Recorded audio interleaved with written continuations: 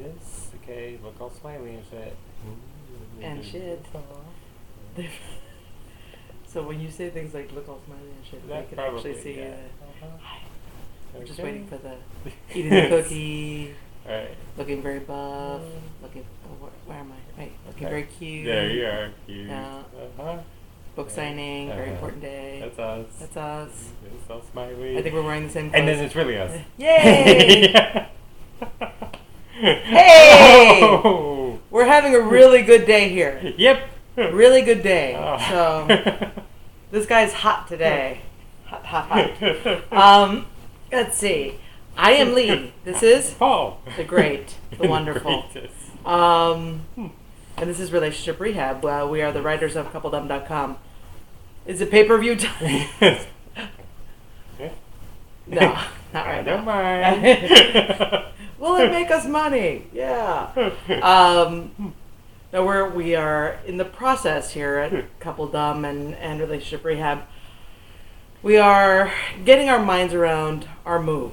And because this summer we will be moving. Our daughter is going to college next year. Not certain where yet. Not certain where yet. That's still up in the air. She is tentatively at this point going to Humboldt State University, which is in Bumpa, California. Yeah. And but we're still waiting to hear from Cal Poly Pomona. Right. And if you guys are watching this, if anybody who goes to Cal Poly or works in the admissions of Cal Poly Pomona and watches this, get your act together, people. People are waiting. Kim, which one did your brother go to? Pomona or Humboldt? We should don't keep talking. Humboldt. Yeah. My cousin's son goes there, and they love it. It looks beautiful. It would be a wonderful school for her. It's just that where we want to live would be so far. Still in California, but it's as no. Humboldt has nothing around it. Yeah. We even looked at, okay, maybe we could live up there. Yeah. Unless we're a squirrel. It doesn't work. It doesn't really work. And, yeah. It's in the middle of nowhere. So it's like, and then where it is there, it's all college kids, and the rent is like, are you kidding me? And, that's not really, not really where we want to be. We want to be somewhere local to be able to go into Los Angeles whenever we want to, and also we're not Northern California people. No, we're SoCal people. We're SoCal people. We never really got that until we started looking and going, I'm just so not a Northern California person. I love them. Right. I love playing with them. And being that we're moving back there from Miami, where we know we are not, so as far as Southern and Miami, and no. We want to get back to our people. Yeah, it's time to be in a happy place. So, working on that, Paul has been moving and shaking and making things happen, and making good things happen. So, you might be getting some more relationship rehab kind of stuff. We need to talk to our producer lady, Stephanie, about that, probably after the show. Anyway, so that's all good news. Just put, your little vibes together so that we get some good word from Pomona, hopefully within the next couple days. Next couple days? I'm hoping that today, because today's been a good day. Come on, just make it happen today. And that would be a happy thing. And Jeannie wants to go there too. It's not just all about us. Right. It was kind of way back when, because got to do the whole guru thing too, because that's been because today I kind of decided that I'd like us to make a few thousand more between in the next 4 months, between now and when we leave. So the hard way, a quarter at a time. That's right. Yes. So I found a really good corner to pimp her on. And the hard way, a quarter at a time. The TMJ is coming back. No, I decided, I'll hop on Guru, see whether there's anything out there, that kind of stuff. Yes, Hollywood and Vine. See, that's why we have to move. We don't live there. Right? We live in Miami. It's Biscayne for us. Yeah, you have to go to Biscayne. Not Upper Biscayne, because then you get into really cheap, but Lower Biscayne. Yeah. So I dropped something on Guru saying, did a proposal, and we were hired within an hour. Yeah. Yeah. So it's back to grant writing. This is this is where we started. I mean, I started grant writing back in 97, 98. And we survived on grant writing for a long time, and we'd made agencies a whole lot of money in the past. And I must admit, it kind of feels good. It felt nice to talk with the person today, because... What is grant writing?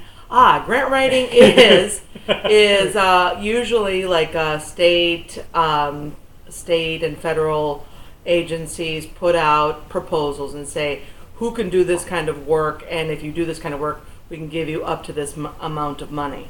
And then you propose something to them and say, I want to do a mentorship program in the county and city of Dallas, and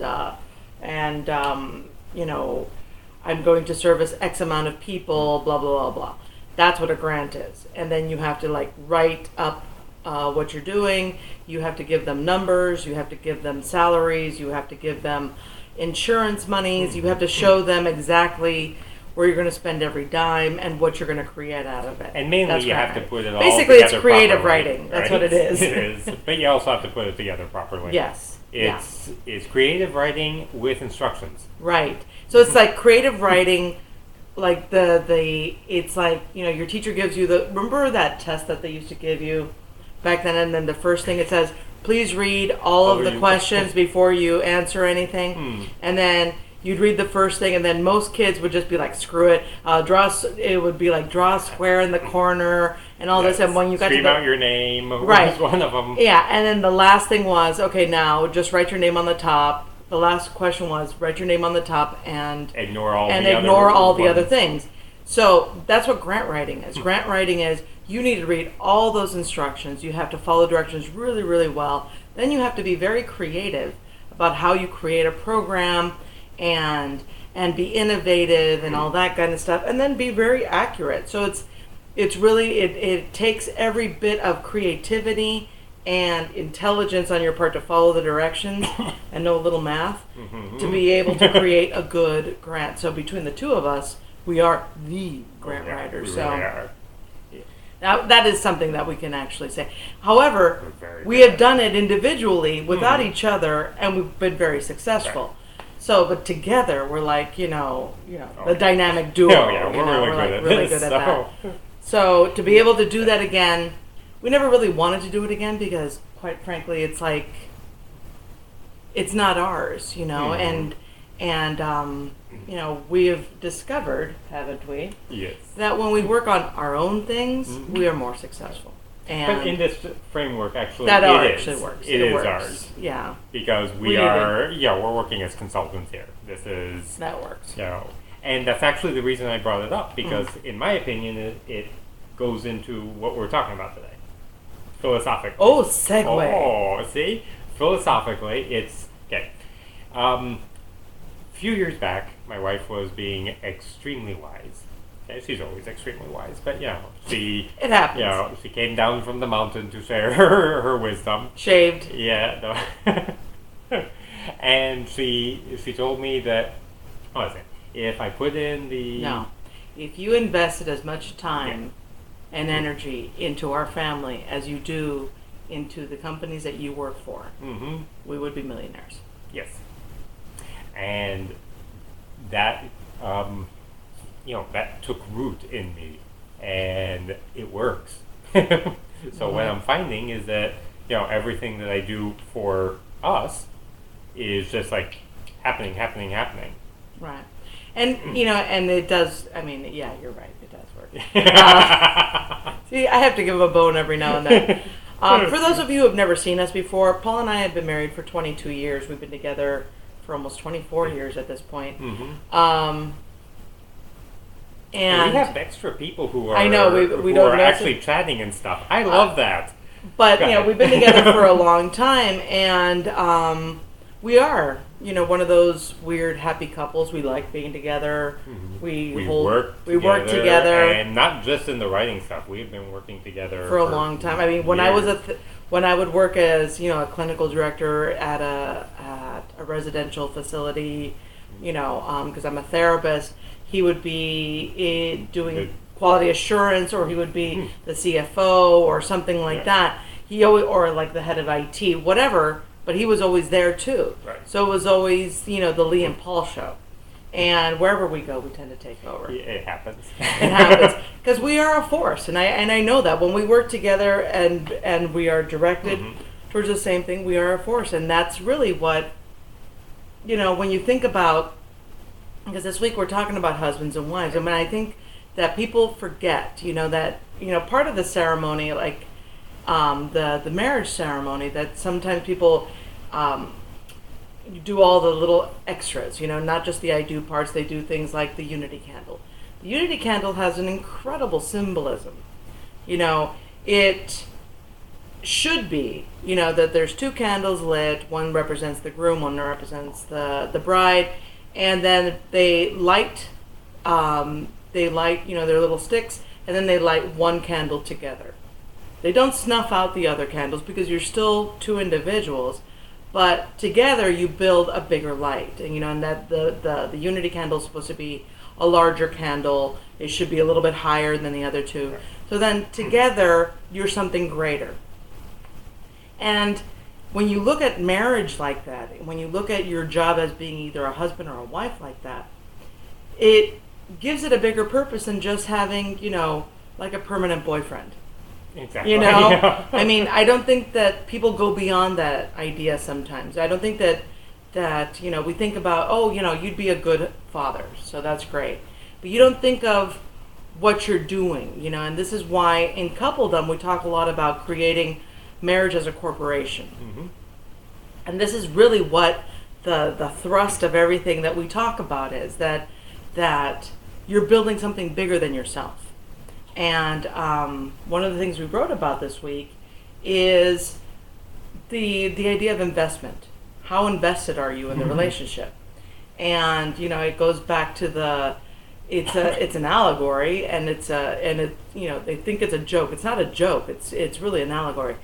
That there's a chicken and a pig, and they're watching people have breakfast, and they're and the chicken's like so proud of itself because it's such a main focus. That its product is such a main focus of the breakfast. Look at all these people eating the eggs. And then the pig says, while you are involved in breakfast, I'm invested in breakfast. The idea is that they have to kill the pig to be able to produce your breakfast. It's not like you're going to see a little three-legged pig. It's going to be, they kill the whole pig to be able to make your sausage or your bacon. And for that, we thank you, piggies, because I love me my piggies. But it's such a great example, a great allegory as to what a true marriage should be.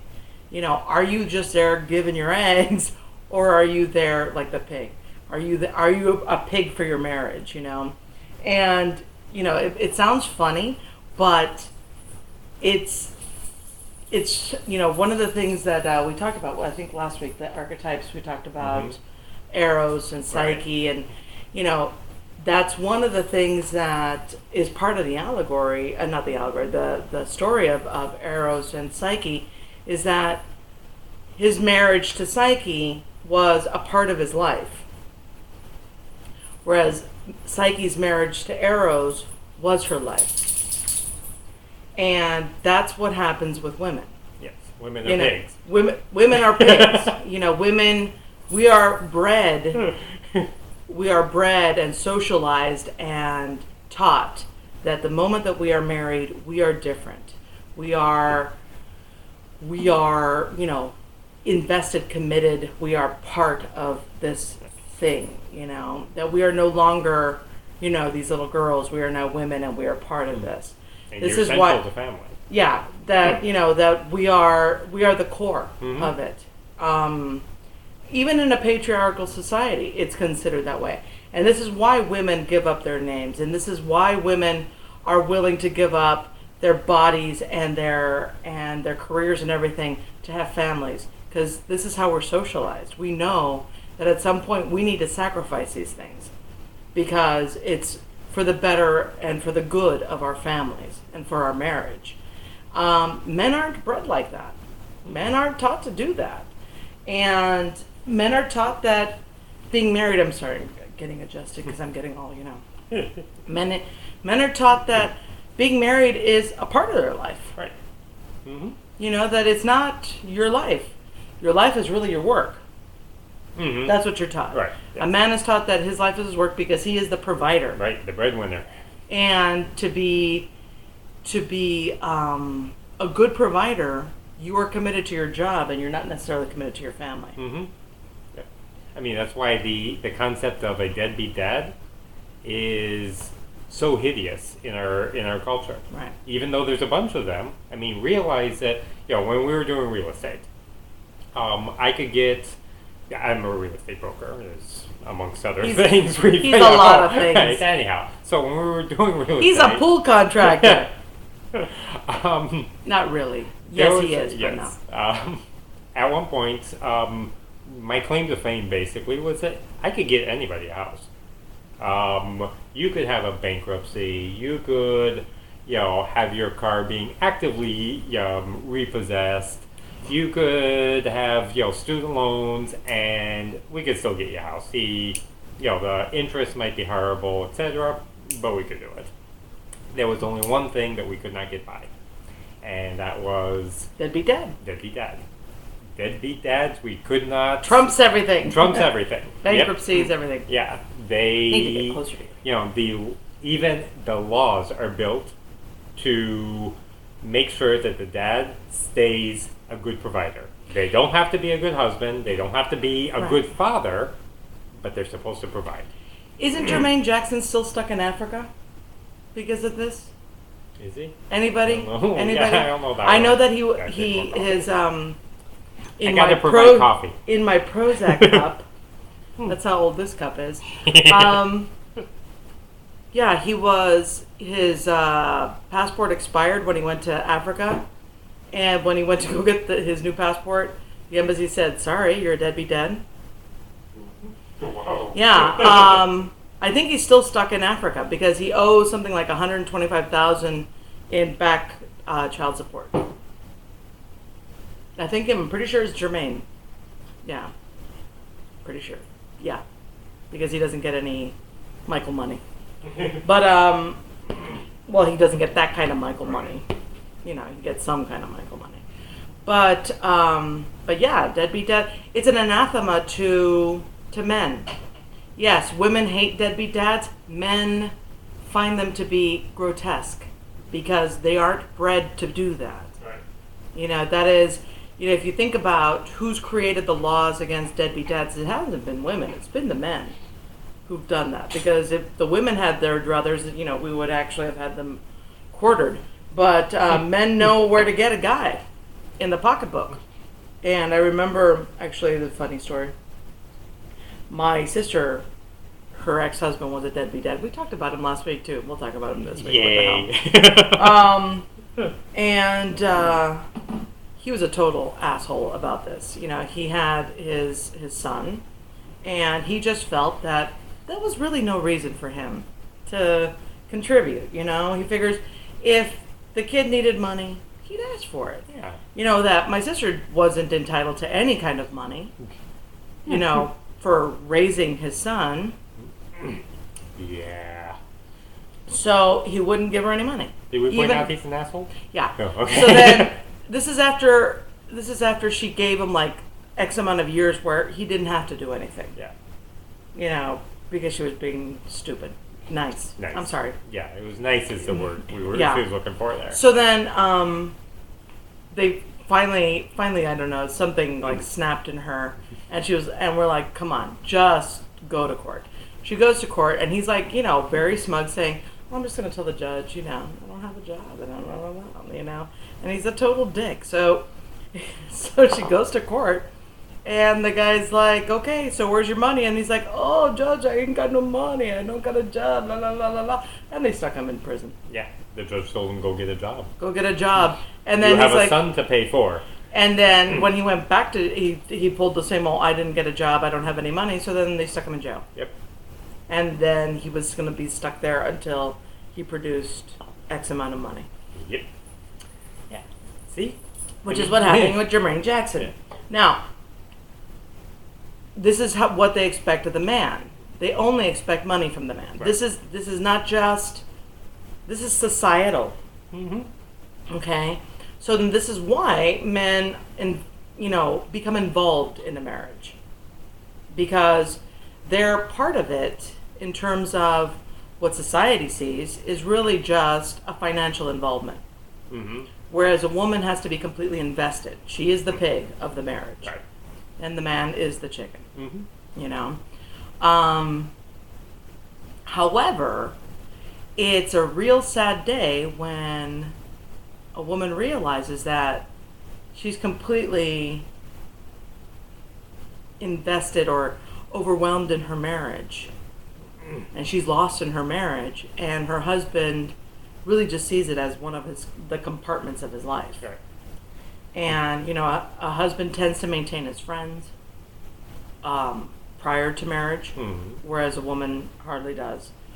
And this is all part of the whole investment thing. So it's a hard realization that you're like full bore into this, and he's just a pinky toe in it. Yeah, it's one of our jobs. Yeah, and and the sad part is that it's not very healthy for him either. Mm-mm. It's really one of the things that we don't teach boys. We teach boys to commit, but we don't teach boys to invest. And what we end up having is, people doing scatter shots. The guys don't know why their lives are kind of out of focus because they've got all these different things that they have to make happy. And that's the way they see their life. They got to make their job happy. They got to make their wife happy, their kids happy, their friends happy. And they get lost in all that, and because they do it alone. Yes. They're not invested in, there's not an investment in any one of these things. So they have some support, but it's not a core foundational support. So it takes a guy a while to realize, that he needs to invest in something. So, and something I just realized as you were talking, this is like in my brain right now, so we'll see whether it makes any sense, is part of it, there's also the investment of the woman in the guy, in the guy's career, for example. Like in your case, since we've worked together, a good chunk of our career life, so it was very easy for you to be invested in my career. True.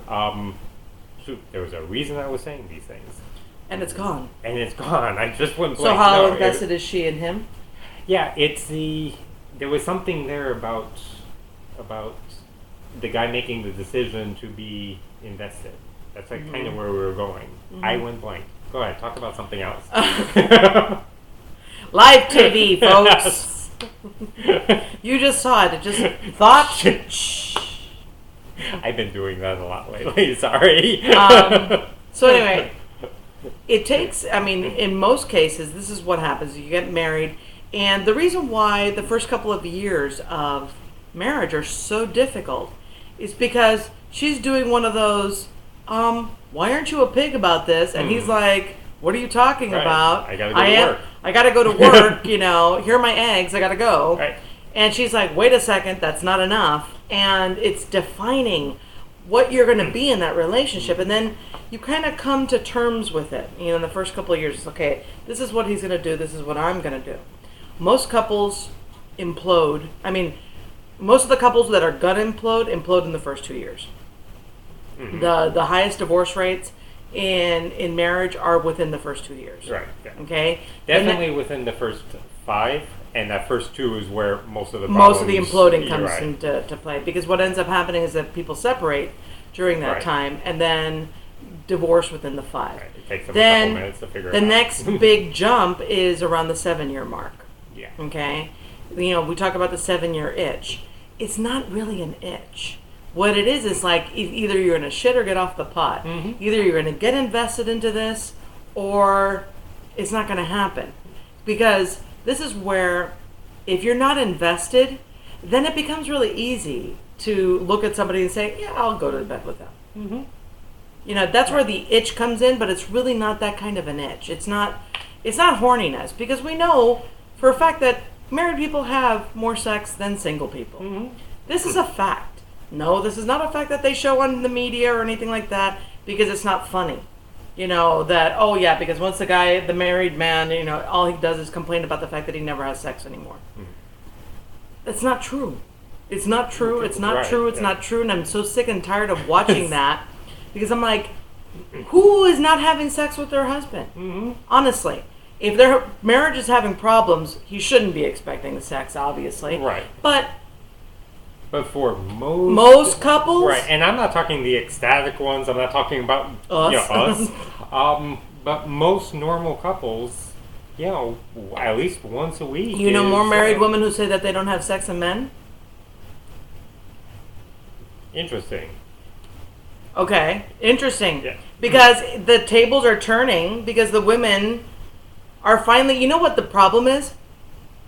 We weren't allowed to talk about that kind of stuff before.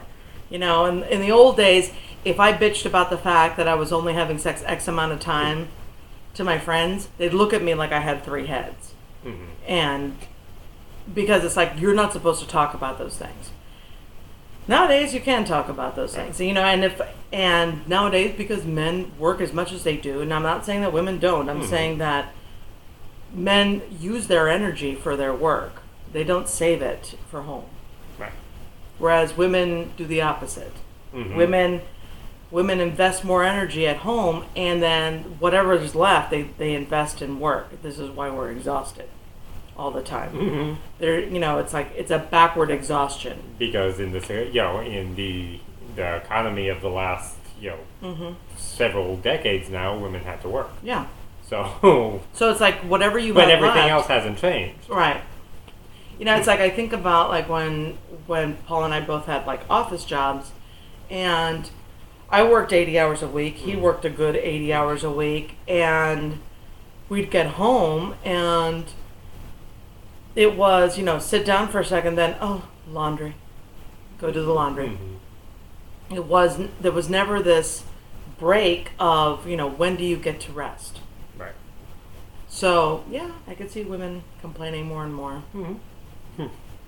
Right. And this is what's going to end up happening because of lack of investment. Yes.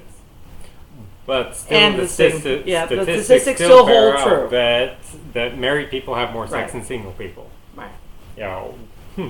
Period. Right. And don't bitch about it. Make it happen. This is another thing I have a problem with. I know a lot of women who bitch about not having sex. Mm-hmm. They're not initiating it. They're not initiating it either. Okay. If you're sitting there waiting for your husband to initiate, and he's tired. I was about to say something. That was gonna sound really bad. So no.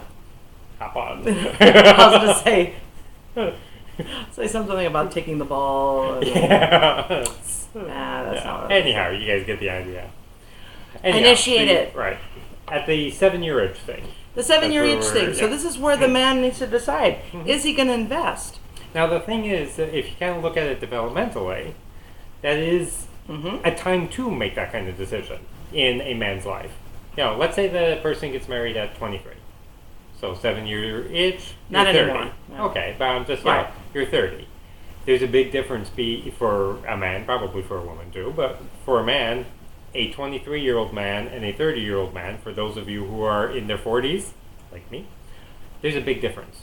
There's a difference in what you want out of life. Okay? Because men aren't pigs.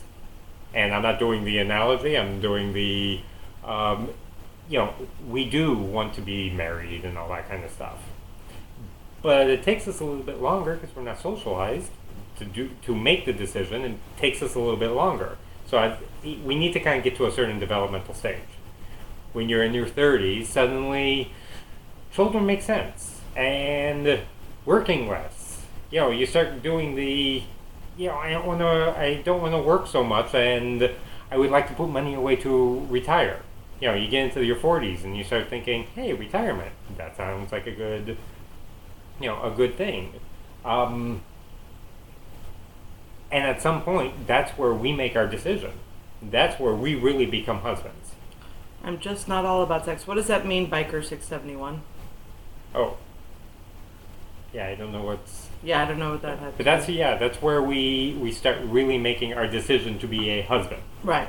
Is at that, where do we want to be and in it our becomes, life? the thing is that the 7-year mark, 7 to 10-year mark,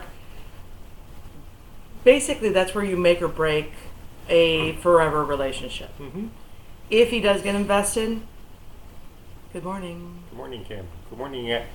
There's all kinds of cool people. I like a relationship, but I'm not very sexual anymore. How old are you? How old are you? Yeah.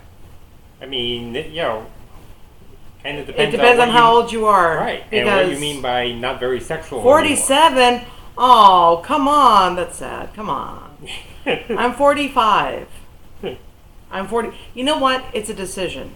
Just so that we're clear. It really is a decision. Now, I could tell you, and I think I've mentioned it on the show before, I am going through changes.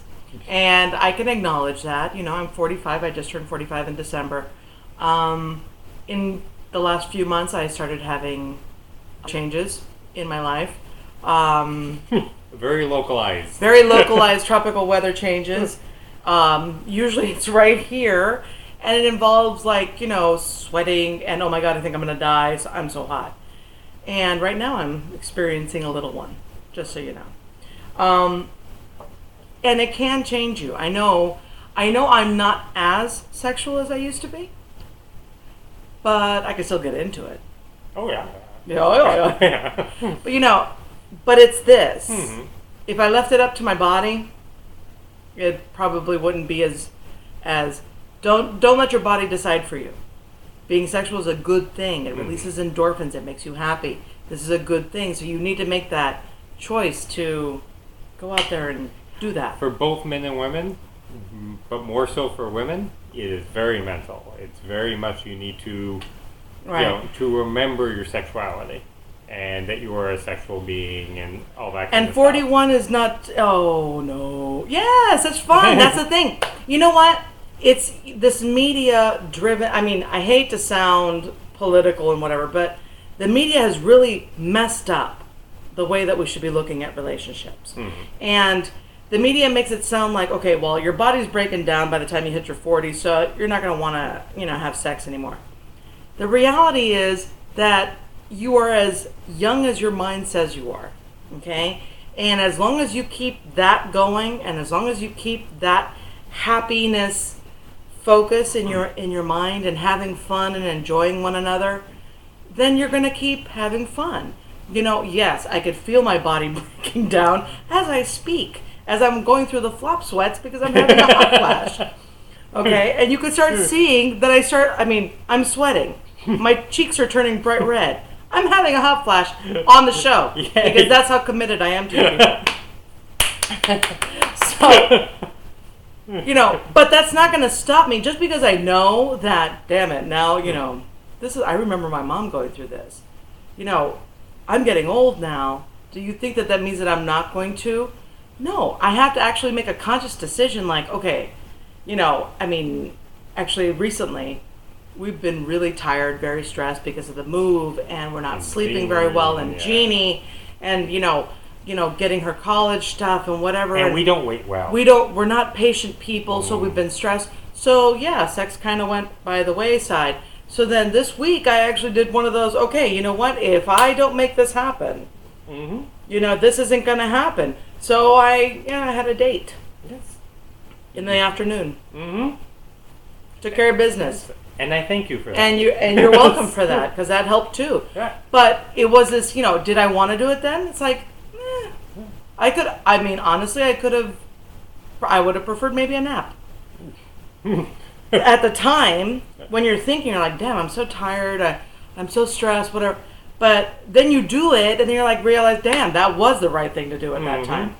But we are off topic because that's what we're talking about next week, people. Come back next week when we talk about sex. And actually, though, we're not really off topic. No, we're not. Because it is a husband and wife thing. And one of the things that happened as we were writing this week is that at the beginning it kind of started out as a husband versus wife mentality, and then we kind of moved into the husband and wife. Right. You know, we are a team in this. You know, we are a corporation in this. We are it. So it's not that she's getting older. It's like we're getting older. It's true. Okay? The whole marriage is getting older. All of it is.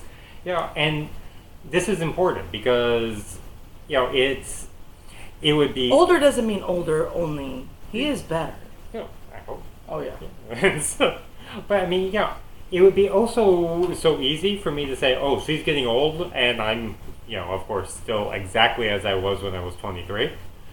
But that ain't true. No. Yeah, there's a lot more of me at this point than 23, amongst other things. That's true. No. That makes it sound bad since we're talking about sex. But good for me. No, anyway, we are together in this. Yes, you know? yes. Most definitely. Right. You know, when he was talking about the verses part.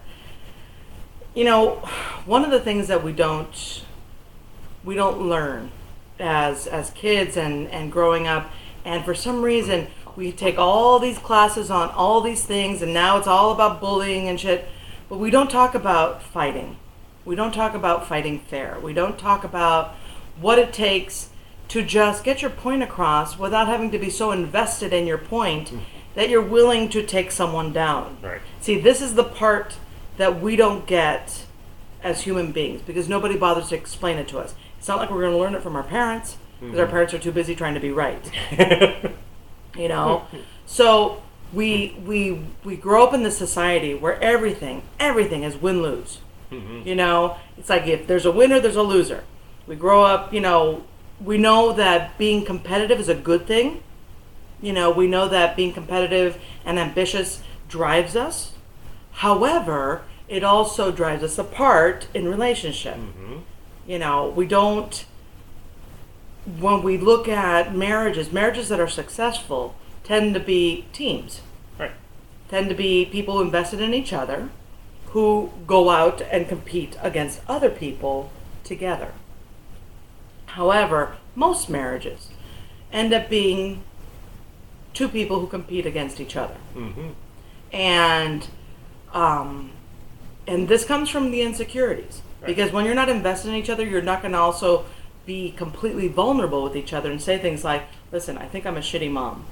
And when you do things with the kids and the kids are so happy and whatever, I feel like crap because I can't do that. Okay? See, that's vulnerability. That's being honest. Right. That is being brutally honest to the point where, oh God, you just saw like my deepest, darkest, you know, stuff. And do you think I'm, you know, weird? Do you think I'm less than whatever? And then he could share whatever he needs to share. But the idea is that now he knows where you're coming from. But instead what we do... And it's no longer an argument at that point. Instead what we do is, let's say he's having fun with the kids. Well, you're Mr. Funtime Dad, and all you want to do is have fun, but you don't have to deal with all the other crap like their schoolwork and blah, blah, blah, blah, blah. And you fight about this stuff that has nothing to do with what your insecurity is. But you try to put him in a position or her in a position where they're less than. Okay? And then they have to take an opposite point because you're attacking them. And then it becomes you versus them in front of the kids, which is so not right. That's right. And not right because, oh my God, you're fighting in front of the kids. I'm saying not right because, one, they're seeing a division in mommy and daddy. Once they see the division of mommy and daddy, all bets are off. Little side note, all parenting theory says the same thing. You have to be a unified front. Okay. Always. I'm the bad guy and me, mom, husband's the... You know what? Your husband has an issue. The issue that he has is that he likes to be liked. Right. And he wants his daughter to like him. And as a therapist, I'm going to go ahead and go out on a limb and say that he probably wasn't the buddy of one of his parents. And realizes how much he resented that parent for not being their buddy. And so then now he gets to be the buddy of your daughter, and it makes him feel better to be her buddy and to be the confidant and to let you be the meanie. Okay, because he's getting what he wants, and that's no fair to you because then you never get to be the buddy. So you need to work on that. That's a big deal. It's a big deal because it's your daughter. Because how old is she now? Let me guess, she's young. Because when she gets older, when she gets older, daddy ain't gonna be able to cut it. That's the problem. And that is the big problem, because like our daughter's 18.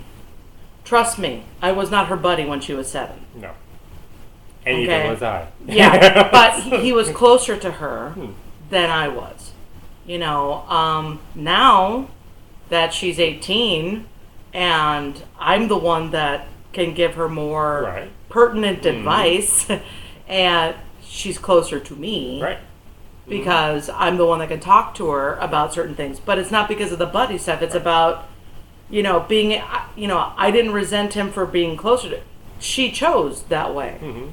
But we were both meanie and nicey and all that stuff. And we were both very clear that neither of us are wanted her to be friend. buddy. Yeah. Right. We are not her friend. Mom is enough. Yes. Yeah. Mom is a big enough job. Daddy is a good job. We'll take that. That's his. Yeah. Anyway, so when we're fighting, we want to create something where you don't want to argue. Well, you don't want to fight, number one, but you want to create the win-win relationship. How do you do that? Well, you're honest with each other. You need to be honest with them. You know, it's like, it's not okay for you to always be the one to make the mean decisions. Right. Because at the end of the day, if you're not around, what's going to happen?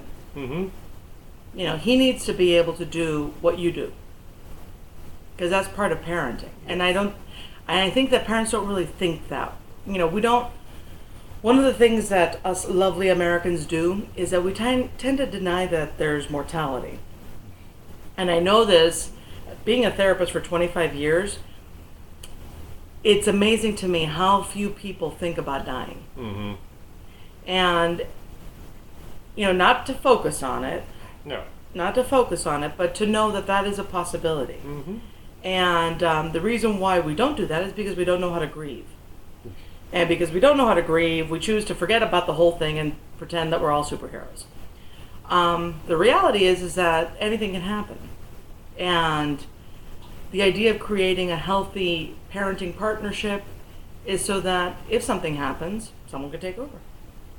And God forbid, you know, that is not, you know, that is an extreme situation, but, you know, you need to think about tomorrow.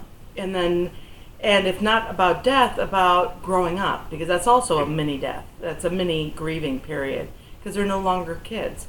And they're no longer 7 years old, and the problems of a 7-year-old, because I have a 7-year-old boy, compared to my 18-year-old girl, are worlds apart. Worlds apart, you know. I mean, he's thinking, you know, should I do karate or should I do baseball? And she's thinking, should I live 13 hours away from my parents or an hour and a half? Yeah. You know, she's thinking, wow, what am I going to do when, you know, in Humboldt where they grow the most pot in the world, you know, when I get offered pot. Not the same conversations. Yeah. They're not the same conversations. And you need to be there for them, you know, and not in a judgmental way, in an ugly way.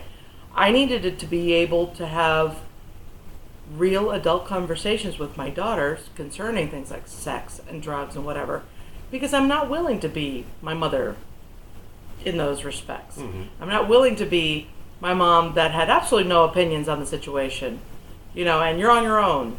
You know, I don't want to be that mom. Okay, so Shana is saying, what about when you're honest with them and they still come off as putting you down, even if they're saying it's just constructive criticism? There's no such thing. Like me saying I'm struggling with the kids right now and being told that I let them walk all over me and that my fault for setting the precedent from the beginning. Wow. And this is from your husband? Well, no, but is this from your husband? Okay. Yeah. So here's the thing. and this is going to sound mean, but since I only have 16 minutes, I'm going to get to the point. He sounds more like your dad. Mm-hmm. Okay? That is not a healthy... I mean, he's got dad mentality when he's talking to you. And that's not okay. Now, hang on though. Because this is... I'm agreeing with you, but I'm going to go a little bit different. Yep, my dad was the Punisher, and when he died, my mom... Didn't try punishing that's me. actually... Sorry, that's Kimberly. That's Kimberly. But I'm also wondering whether does she try to buddy with the kids? Well, I'm wondering whether, what he's saying, whether she's hearing it as a dad thing. Okay. Because that could be a valid point on his part. Okay, Shanna, if your dad was the heavy in your family, you probably are predisposed to hearing men as daddy. Okay. You feel like he treats you like a child. Okay. This is a deeper thing than just parenting. Yeah. This is... Actually, this has nothing to do with your parenting this at this point. is like, actually, this is a good thing. Mm-hmm. This is a good thing that you see it like that, because this is an issue that you can, and just take this as love. I don't call it constructive criticism, because there's no such thing. I'm not critiquing you at all. Right. You have an opportunity here because you have issues with your dad. Okay? So, because you have issues with your dad, you're going to have issues with men. Mm-hmm. That's just the way that it works. I know. I had issues with dad. And through lots of therapy, I don't anymore, thank God. And I could love my dad and appreciate my dad for all of his faults and his, and his misogynistic things, And yes, we do all have issues with that. This is part of, when we're saying issues, we're not saying that molested or any of those kind of things. No. The thing is, okay, look, we all have issues. Right. It's how we choose to deal with our Mom issues. is the first woman that you see. Dad is the first guy you see. Yeah, exactly. This is it. Hey, let me tell you, your models. I adore my parents. Okay, it's not, therapy is not about blaming your parents. Mm-hmm. It's about looking at how you looked at your parents. It's your perception of your parents, because you see, our daughter, our 18-year-old, is in therapy now. Mm-hmm. And this is something that she chose to do before she went off to college and was on her own. And thank God, well, she didn't choose it, because I kind of laid down the law on that one. But she's working on her issues with us. Right. And we tell her, it's like, listen, I ain't going to take it personally, because the reality is that we were who we were. We did the best that we could. Mm-hmm. And this is how I see my parents. They did the best what they could with what they had. Okay? I'm not saying they were mean or malicious. If your dad was a serial killer, well, that's one in a bazillion. I'm talking about parents who try to do the best they could. Okay? And sometimes it works for some kids, and sometimes it doesn't work for some kids. This is why I adore my parents. Were they great with me? In some ways, yes. And in some ways, good God, no. And in those ways, I had to deal with those issues. So that I didn't bring my perception of what men are to my relationship with my husband. So with Shauna, then, what's happening is that Daddy talked to you a certain way. You're used to hearing Daddy in men. So any man in authority who talks to you in a certain way, you're always going to hear it like that. Right, exactly. Even my mom... whoever this is, Dad hit him as a kid. Okay. And my mother was the abusive one in my life. And... it's a limited, it's like, you don't know what to do. And, I worked with domestic violence for years. And he hit me because I cried. Wow. See, now that's as a baby. Good Lord. Okay. And you don't think that you need to go see somebody? This is abusive. This is somebody who was trying to silence a baby with that. Your parent had absolutely no patience whatsoever. Now, had no parenting skill. We need to, because I'm always uncomfortable when we kind of lump everybody together. Okay? Mm-hmm. So, Shauna, we are not putting you into the category of Dad beat you, that kind of stuff, okay? In your case, we're talking, we believe in therapy. We believe in therapy. And knocking him on his ass isn't it wasn't about him hitting you. It was about how you felt about that. Because you know what? The hits aren't what hurt. Mm-hmm. You know, it's stifling you as a person. You know, you had no voice. You had no ability to speak for yourself. And when you're a baby, the only thing you could do is cry. So when your dad hits you because you cry, or when your mom hits you because you cry, it's because they're saying, shut up. And when you hear shut up enough, you lose your voice and you don't speak up for yourself. And this, Shauna, is actually something that you could probably relate to. Getting constructive criticism is a way of telling you to shut up. Mm-hmm. Okay? And that is something directly related to how you were parented. Okay? When you feel that everything is criticism when they're saying it to you, this is directly related to how you were parented. Going to therapy, going to group counseling, doing something like that, that is something very proactive for yourself, will make you feel better instantly. Okay? Yes, it's kind of uncomfortable to share stuff because that's how we were raised in this wonderful country. But the reality is, you've got some really hungry dogs in the basement, and those are your issues. I heard this the other day in a movie, and I loved it. Those issues are in your basement, and they are starving, and they want to come out. And every single time something happens to you that triggers it, those dogs come out and they make you feel insecure, and they make you feel bad, and they wreak havoc on your life and on your soul. And then you do everything you can, and all of your energy is to push those doggies down and not take care of them. All you need to do is go to therapy, get them fed, and they'll go away. Mm-hmm. You know, yeah, sure, sometimes they become lesser dogs and they're just there and they'll hang out, and every once in a while they'll poke their head up. But, you know, not having that kind of need to be put all of your energy to close that door to your issues, to your basement of issues, is really, amazing. Mm-hmm. Good. Then go to therapy, baby. Yeah.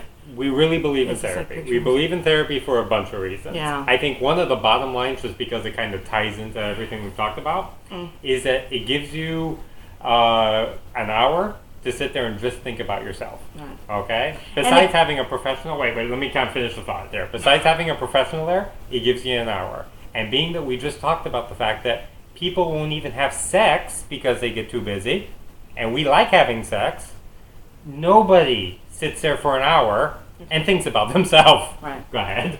And then, even if you still feel shitty when you leave, you're going to end up with some tools in your toolbox. Mm-hmm. How do you deal with it? Right. We don't get raised with a lot of resources. One of the things of the bullying projects nowadays is giving kids resources that we as adults never got. Yeah, let me point out what Merrick is saying, because it goes to, one, you said that he was physically abusive with you. Then you said that you've knocked him on his ass. So the tool that you learned from him is how to be abusive. Right. And you've blown up at people. Right. So the idea is to learn new tools. Right. How to learn how to speak without having to use physicality. How to learn to get your point across without being abusive. Mm-hmm. And, I'm a rager. I know this. I know this about me because my mom's a rager. Mm-hmm. And my mother was the abusive one in the family. Mm-hmm. And how to be a mom without getting physical. Because that's what I learned. I learned that, and I know that with my first kid, sometimes I was not very successful at keeping that doggy in the basement. And, now with the other two kids, I don't ever get, I know how to bring myself down and how to deal with that, because that rage that we create from being beaten, from being told to shut up, is that doggy in the basement. That's why we need to learn how to deal with that dog, reparent that dog, make it, a less vicious dog, and move on with our lives.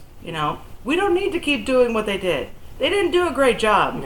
I don't care what anybody says. Oh, your parents and blah blah blah. Your parents didn't do a great job because their models were their parents. And let's look at our grandparents. My grandparents were stupid. Well, my mom's grandparents, my mom's parents were really. My grandfather. My dad actually has a saying that if he would have fallen on all fours, he would have eaten grass because he was an animal. My grandmother was a total bitch. Is a total bitch. She's still alive. Mm-hmm. God willing, only for a certain amount of time. My dad's parents were more sophisticated. Yeah. But they were also a little bit colder, you know. So you still have that. But my dad is a very affectionate guy, and he was kind of lacking, so he's got his insecurity. Either way, what they created was this mishmash of raging woman and promiscuous man. You know, he's all affection, he's all lovey-dovey, he's all sex addict, and my mom's all, you know, raging, I got to get shit done, and blah, blah, blah, blah. So this is what I grew up with. And so if I didn't want to create that same system for my children, I needed to have therapy. Right. I needed to take care of myself so that I could be the best wife and best mom possible. Mm-hmm. Okay? So I could do things like, you know, unlike my mom saying that she was a virgin even though she had us, or like my dad who was a sex addict who would hump anything, you know, I could be a faithful wife and still be sexual without being repressed. See, or one of the things that we've done in therapy, which we share the same grandmother. For me is I think is a really good thing, and it was this process where what we did is we looked at things from our parents, the things that were passed down from our parents, good and bad, and really decided which ones we wanted to keep. Right. It's like, you know, it's true. You know, my mom was very outgoing at one point. I wanted to keep that. Right. You know, my dad's a very affectionate man. Right. I want to keep that. My mom became fearful. That's not mine. Okay. My dad was a sex addict. I don't want that. My dad was, you know, stoic. I am good with stoic. My dad was withdrawn. I didn't want that. So let's see. My mom was a go-to lady that got shit done. Mm-hmm. That's what I wanted. Right. My mom was a rager. Didn't want that. So really, it was a process of yes, no, yes, mm-hmm. no, and being able to appreciate those things and love them for that. So I do. I mean, yesterday we visited them. We were with them for 3 hours. We had a great time, mm-hmm. and I can do that with them now. You know, before it was always I'd have, you know, it would be nice, and then all of a sudden somebody would say something stupid, and then it's like, oh God, and then you're getting into the argument. And they know that they can't do that with me anymore. Yeah, how do you separate the good from the bad? Well, first you have to get past a whole bunch of anger and you have to hurt, go to therapy. And there's a lot there for you. There's a theme to this one. Apparently, yes. There's a theme to this one. You know, it's not magic, guys. It's mm-hmm. not. You really have to do the work. It's not like in movies where, you know, they do the montage and all of a sudden, hey, I'm so much better. There's actually, you've got to walk into that office, or you've got to walk into that rec room where there's about mm-hmm. 10 other people just like you and talk about it and get it out mm-hmm. and realize you're not alone. And don't do it when you're broken, because by then, well, do it when you're broken if you need to, but by then, that's where it gets a little too late. Yeah, why suffer so much? Yeah, and you don't need to be in pain. You know, going to therapy when you're happy is so much better than doing it when you're broken. Uh-huh. You know, I mean... You got 2 minutes. Anyway, I love you guys. This is really good stuff. And, you know, Merrick, go. Shane, go. You know, I suggest it to everybody. You know, if more happy people went to therapy, this would be an incredible world. You know, we have to wait till something horrible happens, like a divorce or a death or, you know, something tragic. You don't have to. Go. Right. You know, it's like go and say, you know, I have this weird thing that I just don't know. I'm not feeling sexual anymore. That's a good reason to go. Right. Mm-hmm. That's a great reason to go, because it's not just physical. There is a psychological component. We all know that everything has a psychological component. It's mind, body, and spirit, people. Mm-hmm. That's, you know, that is the bottom line. Yeah. So, okay. And finishing up with this thing here real quickly, you're a team. You're a team. Okay. Love each other. Love each other. Show love. Right. Hold hands. Enjoy. Yes. And we got a minute. Next week we were talking about sex. We're talking about good sex. We're also going to be talking about sex addiction and stuff like that, mm-hmm. because I'm really sick and tired of that being the butt of a joke. Yeah. Because sex addiction is so real. Right. And the people aren't even can't even tell the difference between sex addiction and just, you know, horny pig. Yeah, you know, I mean, No, but the idea that, it's like, oh, I cheated, so now I'm a sex addict. Well, that's probably a good yes, indicator of why you're a sex addict. That you are a sex addict because you do something so stupid. So come and talk. Let's talk about that. Bring your friends, and thank you. Thank you. So yeah, we'll see you next week. And are we going to be? Yeah, we'll be here next week. Yeah, we better be. Yes. So. We'll be here next week. So I love you guys. Thank you so much for coming.